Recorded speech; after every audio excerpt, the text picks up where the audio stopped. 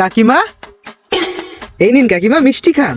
তা বাবা, হঠাৎ কোন খুশিতে এই মিষ্টি? আসলে কাকিমা, আমি নতুন চাকরি পেয়েছি তো তাই। ও, চাকরি পেয়েছো? খুব ভালো, খুব ভালো। কিন্তু সরকারি নাকি বেসরকারি? না কাকিমা, সরকারি চাকরি পেয়েছি। ও, তাহলে তো আর কোনো কথাই নেই। বসো বাবা, বসো। ওই আর কি, সবই আপনাদের আশীর্বাদে। তা বাবা, কপাল করে সরকারি চাকরি যখন পেয়েই গেছো, তখন ঘুষও কিন্তু খেতেই হবে, নাহলে কিন্তু পেট চলবে না। না না কাকিমা, এসব আপনি কি বলছেন? ঘুষ নেওয়া তো বেআইনি। আর তাছাড়া আমার ডিপার্টমেন্টে স্যালারি যা দেয় তা মোটামুটি খুব ভালোই।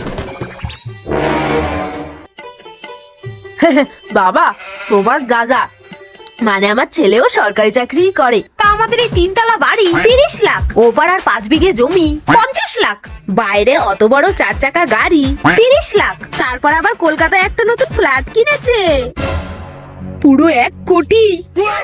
দাঁড়াও, আরো আছে। বৌমা দেখো, এত কচি বউ, তার উপরে আবার প্রত্যেক মাসে তার জন্য নতুন নতুন একটা করে সোনার গয়না। এসব কি তোমার সরকারি চাকরির বেতনে সম্ভব?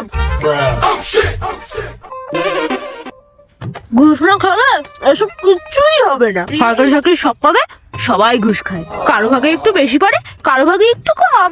তা বাবা, তুমি কোন পদে? কাকিমা, আমি ইনকাম ট্যাক্স ডিপার্টমেন্টে।